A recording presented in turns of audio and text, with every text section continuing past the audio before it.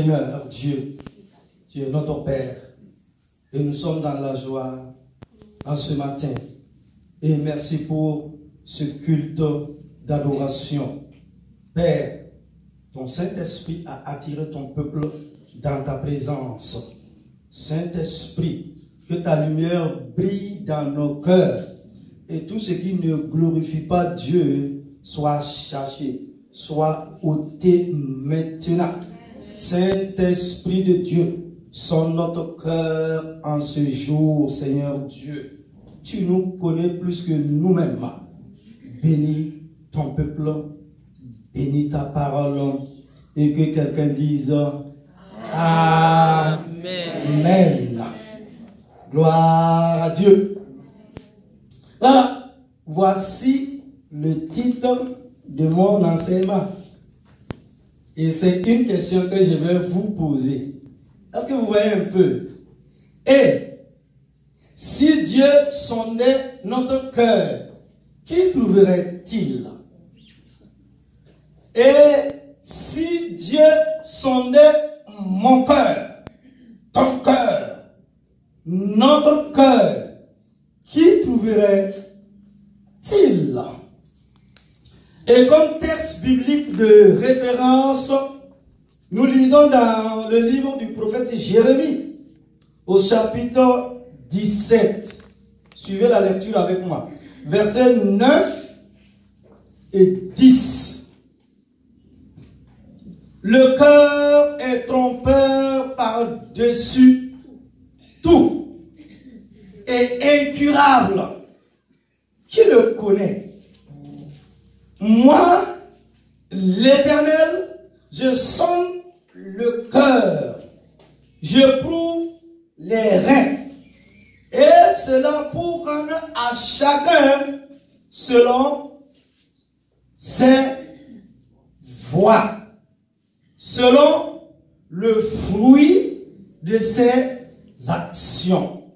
Notre deuxième texte, Proverbe au chapitre 4, verset 23.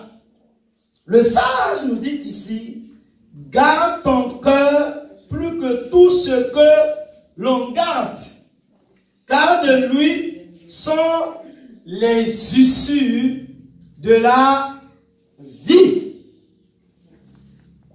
Notre troisième texte, là c'est l'apôtre de l'amour qui nous parle ici. 1 Jean au chapitre 3, verset 20. Car si notre cœur nous condamne, Dieu est plus grand que notre cœur et il connaît toutes choses. Dieu seul connaît notre nature, qu'elle soit bonne ou mauvaise, vraie ou fausse. L'Éternel connaît le cœur de chacun. Il sait ce que chacun de nous porte. Dans sa préscience, il connaît aussi ceux qui sont pour lui et ceux qui ne l'accepteront jamais. Ceux qui croient et ceux qui ne croiront jamais. Ceux qui auront la foi et ceux qui ne l'auront pas. Ceux qui se disent athées et ceux qui se leurrent eux-mêmes en plaçant leur foi à mauvais instinct. Ceux qui placent leur foi et obéissent à une religion plutôt qu'à Dieu. Ceux qui ne voudront jamais l'accepter ni le trouver. Ceux qui vont se tromper longtemps et finalement trouvent la vérité. Chacun de nous a son propre secours. Dieu sait tout cela. Et il connaît aussi tout de nous. Nos luttes, nos fardeaux, nos peines et nos joies, nos larmes, nos péchés, nos erreurs. Et malgré tout cela, il nous aime d'un amour infini. Il est là pour nous. L'Éternel nous aime d'un amour éternel et voudrait que nous soyons tous sauvés. Mais il ne force personne car il nous a créés libres de choisir. Il faut se souvenir que le péché est entré dans le monde par la désobéissance du premier homme, Adam. Dès lors, le cœur humain est devenu une source impure et corrompue. La preuve en a été faite déjà dans les temps qui ont précédé le déluge. Que dit la Bible? Dans Genèse 6:5. Et l'Éternel vit que la méchanceté de l'homme était grande sur la terre et que toute l'imagination des pensées de son cœur n'était que méchanceté en tout temps. Une telle constatation amena l'Éternel Dieu à se repentir d'avoir fait l'homme sur la terre. Et il s'en affligea dans son cœur. Aussi, dit-il, j'exterminerai de dessus la face de la terre l'homme que j'ai créé. Ce fut donc le déluge au travers duquel ne fut sauvé que Noé et les siens. Un petit nombre, savoir 8 personnes. Genèse au chapitre 6, versets 5 à 8, 1 Pierre chapitre 3, verset 20. Si nous avons été rachetés par le sacrifice de Jésus à la croix, le cœur de l'homme demeure naturellement trompeur. Le cœur est tortueux par-dessus tout et il est méchant. Psaume 7, verset 10. Et c'est du cœur que viennent les mauvaises pensées, les meurtres, les adultères, les impudicités, les vols, les faux témoignages contre un frère ou une sœur, les calomnies, nous dit Jésus dans Matthieu chapitre 15, verset 19. Mais Dieu est plus grand que notre cœur. Et dans notre marche avec lui, l'Éternel nous demande 3 choses.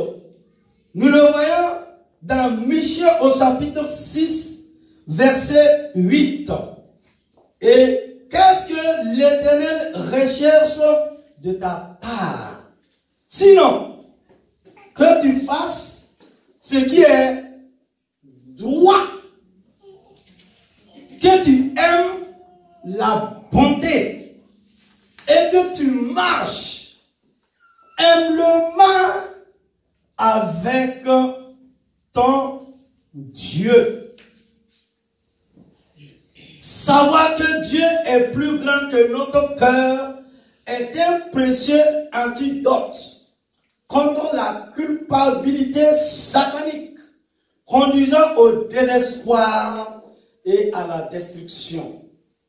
S'il est vrai qu'il n'y a rien de bon en nous et que nous nous rendons souvent coupables devant Dieu. Le remède parfait se trouve dans le sang de Jésus. L'Écriture dit, le sang de Jésus nous purifie de tout péché. 1 Jean 1, verset 7.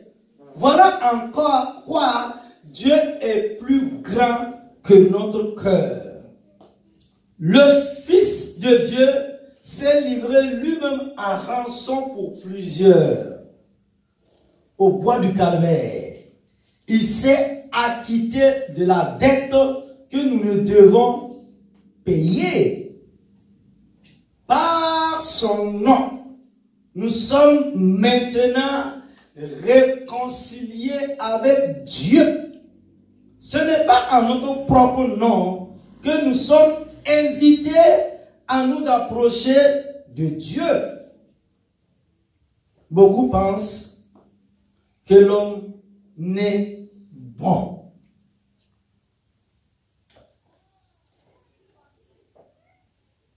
Pauvreté ou une enfance difficile font de nous des voleurs et des assassins.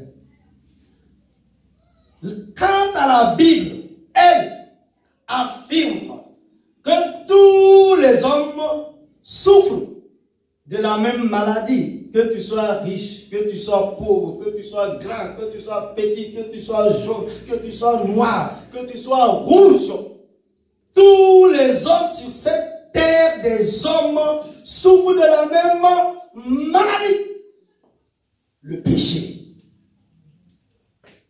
L'apôtre Paul parle de notre nature pécheresse dans Romains au chapitre 7, versets 18 à 20. Nos cœurs mauvais nous poussent naturellement à pécher. Le cœur humain est si corrompu et trompeur que nous-mêmes ne comprenons pas toujours nos propres motivations.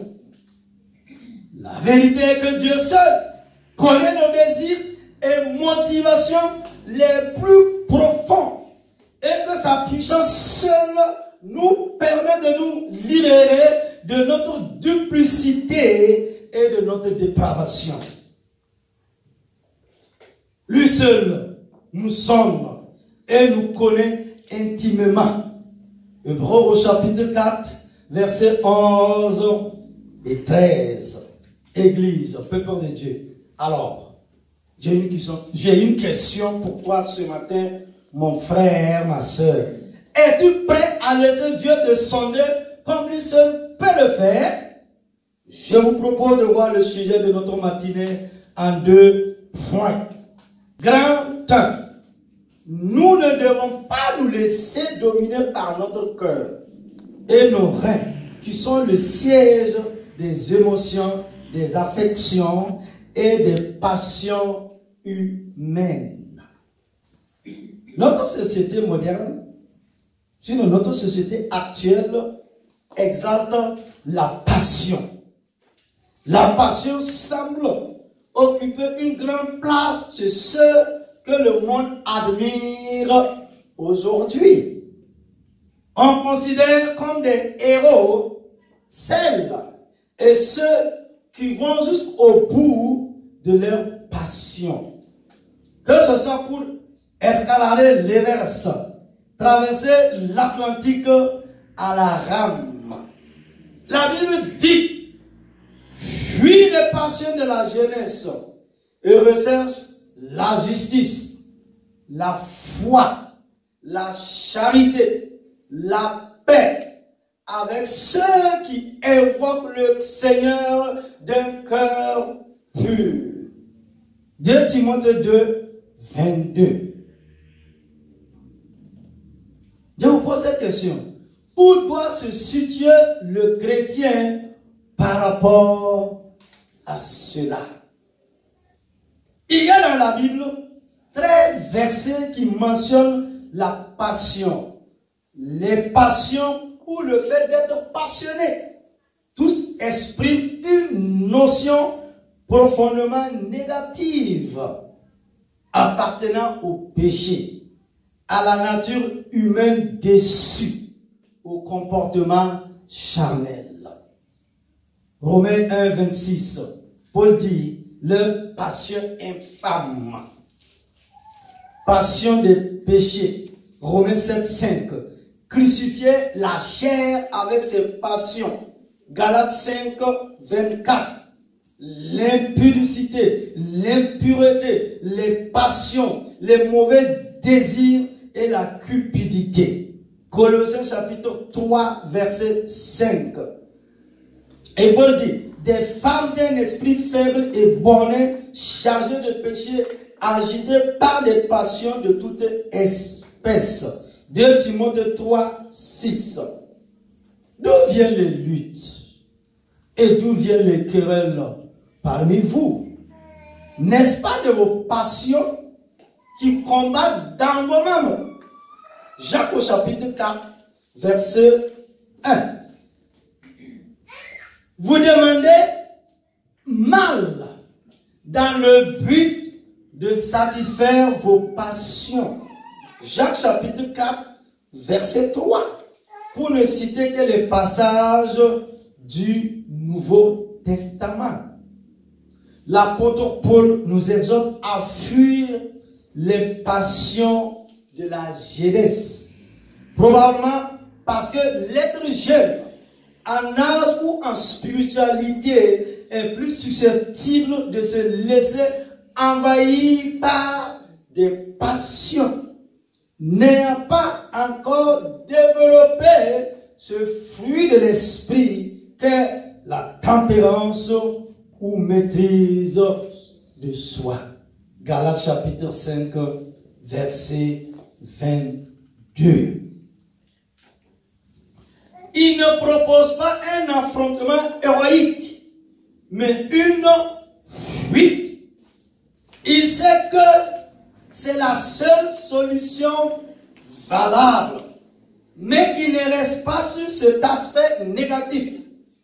Il conseille aussi de rechercher la justice, la foi, la charité, la paix avec ceux qui invoquent le Seigneur d'un cœur pur.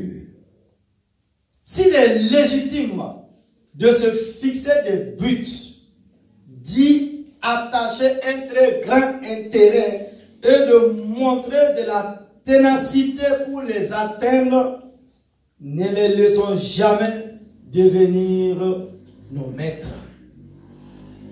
Paul dit, tout m'est permis, mais je ne me laisserai asservir par quoi que ce soit. 1 Corinthiens 6, 12.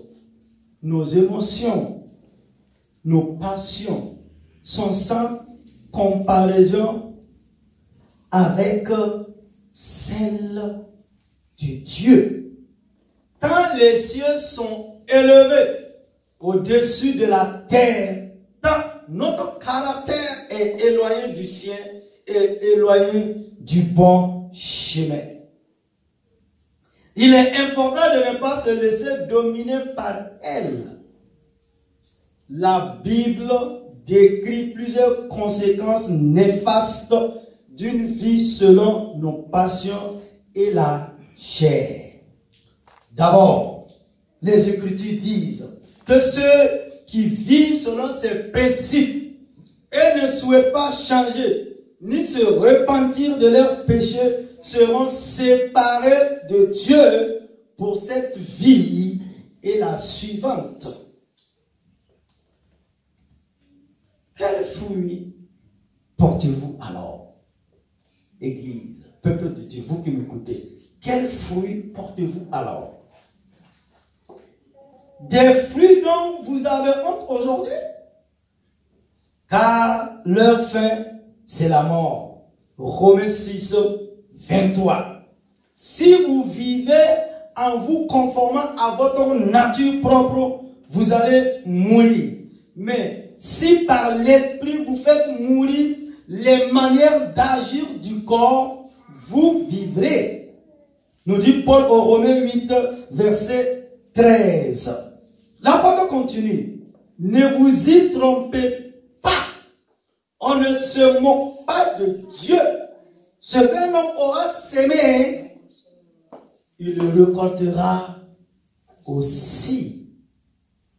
Celui qui sème pour satisfaire sa nature propre récoltera d'elle la ruine.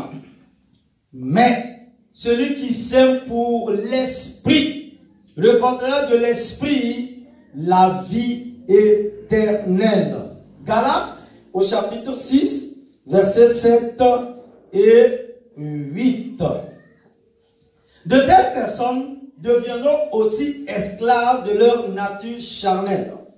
Ne savez-vous pas que si vous vous livrez à quelqu'un comme esclave pour lui obéir, vous êtes les esclaves du maître à qui vous obéissez, soit du péché qui conduit à la mort, soit de l'obéissance qui conduit à la justice.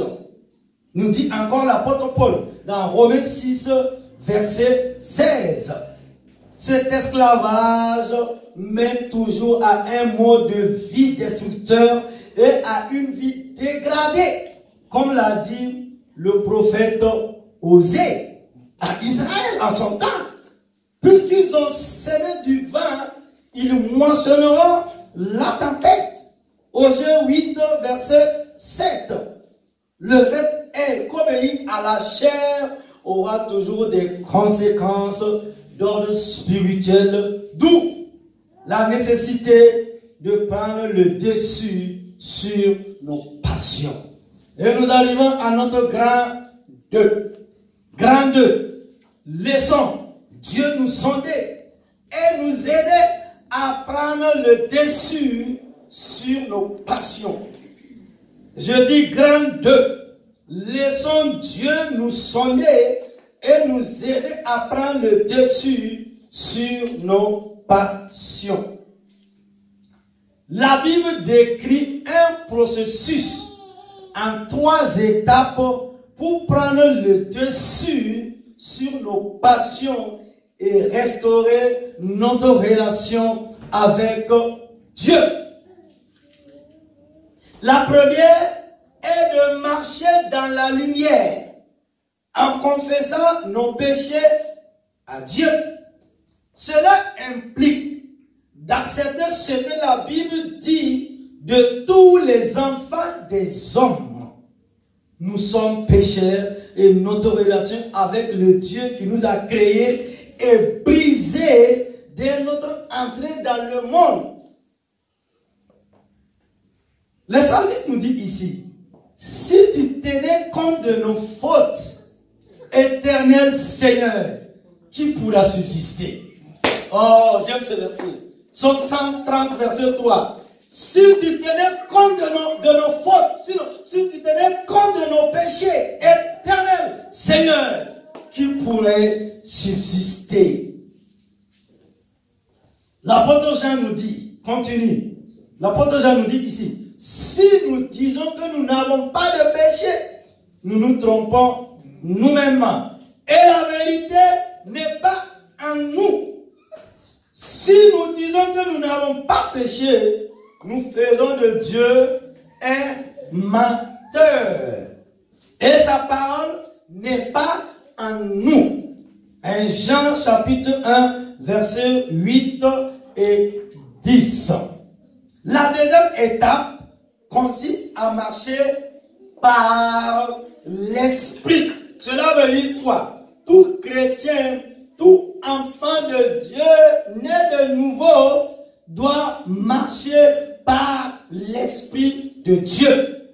Ce qui implique de crier à Dieu pour notre salut et de recevoir son Saint-Esprit qui nous permet de vivre une vie juste aux yeux de Dieu et de ne pas accomplir les désirs de la chair. Plusieurs passages bibliques décrivent cette transformation est notre nouvelle vie. Ah, Paul. Paul dit, j'ai été crucifié avec Christ. Ce n'est plus moi qui vis, c'est Christ qui vit en moi. Et ce que je vis maintenant dans mon corps physique et matériel, je le vis dans la foi au Fils de Dieu qui m'a aimé et qui s'est donné lui-même pour moi. Galates chapitre 2, verset 20. L'apôtre continue. De la même manière, vous aussi, considérez-vous comme mort pour le péché et comme vivant pour Dieu en Jésus-Christ. Romains 6, 11. Voici donc ce que je dis. Marchez par l'esprit et vous n'accomplirez pas les désirs de votre nature propre. Il dit aux Galates, chapitre 5, verset 16. Voici donc ce que je vous dis. Marchez par l'esprit de Dieu et vous n'accomplirez pas les désirs de votre nature propre. En effet, vous tous qui avez été baptisés en Christ, vous vous êtes revêtus de Christ. Galates 3, 27. Arrivé au Romains, Paul dit, mais revêtez-vous du Seigneur, revêtez-vous du Seigneur Jésus-Christ et ne vous préoccupez pas de votre nature propre pour satisfaire ses convoitises. Romains chapitre 13, verset 14. Ne vous enivrez pas de vin, cela mène à la débauche. Soyez au contraire remplis de l'esprit. Éphésiens 5, 18. Je serre ta parole dans mon cœur afin de ne pas pécher contre toi. Psaume 119, verset 11. Je serre ta parole dans mon cœur afin de ne pas pécher contre toi. La dernière étape est celle de la mort à soi-même qui permet d'étouffer nos passions et les désirs de la chair jusqu'à ce qu'elle meure. Tu dois l'étouffer jusqu'à ce qu'elle meure. Une personne née de nouveau par l'Esprit de Dieu doit comprendre qu'elle est toujours animée par sa vieille nature, avec ses désirs contraires à ceux de sa nouvelle nature et de l'esprit. D'un point de vue pratique, le chrétien combat consciemment sa vieille nature charnelle et pratique plutôt des comportements inspirés par l'esprit. Plusieurs versets l'illustrent. Quant à toi, jeune homme, je vais ajouter jeune femme, fuis ces choses et recherche la justice, la piété, la foi, l'amour, la persévérance, la douceur. 1 Timothée 6, 11. Paul dit, quant à toi, jeune homme, fuis ces choses et recherche la justice, la piété, la foi, l'amour, la persévérance et la douceur. L'apôtre continue et il dit à Timothée, comme tu es jeune, 2 Timothée 2, 22, fuis les passions de la jeunesse. Waouh! 2 Timothée 2, 22. Au contraire, je traite durement mon corps je le discipline de peur d'être moi-même disqualifié après avoir prêché aux autres. Hein?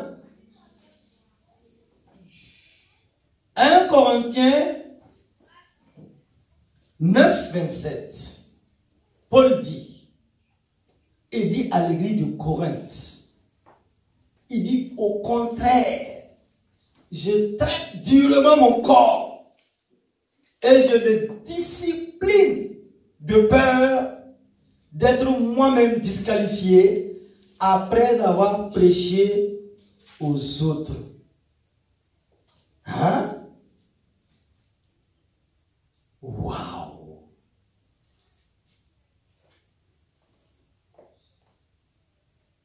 Faites donc mourir en vous ce qui est terrestre, l'immoralité sexuelle, l'impureté, les passions, les mauvais désirs et la soif de posséder, qui est une idolâtrie.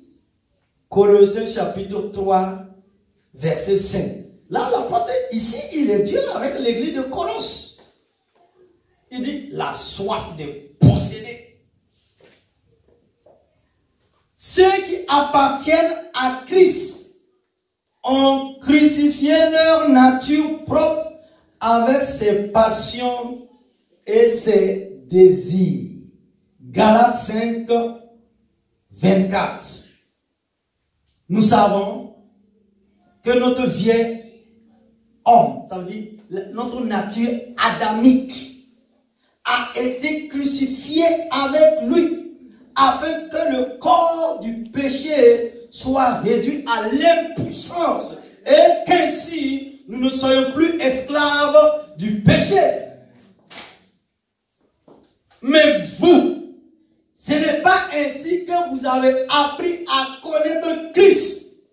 C'est du moins, c'est lui que vous avez écouté, et si c'est en lui que vous avez été enseigné, conformément à la vérité qui est en Jésus. On vous a enseigné à vous débarrasser du vieil homme qui correspond à notre ancienne manière de vivre et se détruit sous l'effet de ses désirs trompeurs. À vous laisser renouveler par l'esprit dans votre intelligence et à vous revêtir de l'homme nouveau, créé selon Dieu dans la justice et la sainteté que produit la vérité. Éphésiens chapitre 4, versets 20 à 24. Et pour conclure l'enseignement de ce matin, Église, peuple de Dieu, voilà une grande femme. Une grande femme. Je l'ai appelée une grande femme de Dieu. Elle a élevé ses enfants tout seule. La maman de John Wesley, Susanna Wesley, disait: tout ce qui nuit à votre entendement, à votre sens de Dieu, ou qui vous ôte l'aspiration aux choses spirituelles, bref, quoi que ce soit qui renforce l'autorité et la puissance de la chair sur l'esprit, devient péché pour vous, si bonne soit cette chose par ailleurs. Un des objectifs de la vie chrétienne et de nos cheminements spirituels est la victoire de l'esprit sur la chair et une vie nouvelle manifestée par un comportement juste aux yeux de Dieu. La lutte entre l'esprit et la chair peut être acharnée, comme la Bible le dit clairement.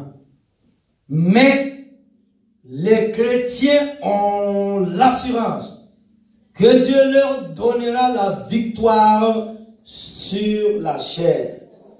Rien n'est impossible à Dieu qui sonde les cœurs et les reins.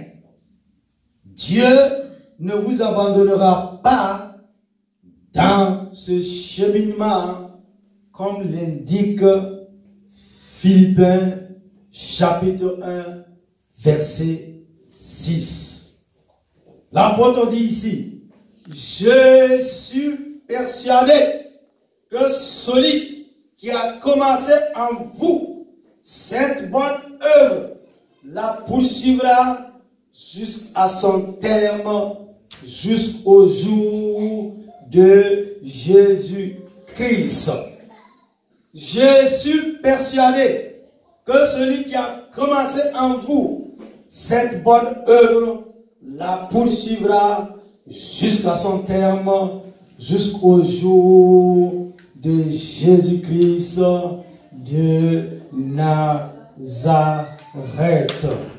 Et que Dieu bénisse sa parole au nom de Jésus de Nazareth. Et que quelqu'un dise Amen. Tiens-toi debout et acclame Dieu pour sa parole. Et si Dieu sondait notre cœur, et si Dieu sondait mon cœur en ce matin, et si Dieu sondait ton cœur, qu'est-ce qu'il va trouver? Le cœur et la vérité. Avec une foi profonde, proclamons ensemble: Éternel mon Dieu, éternel mon Dieu, tu es plus grand que notre cœur. Tu es plus grand que notre cœur. Celui où cohabite le bien et le mal. Ce matin,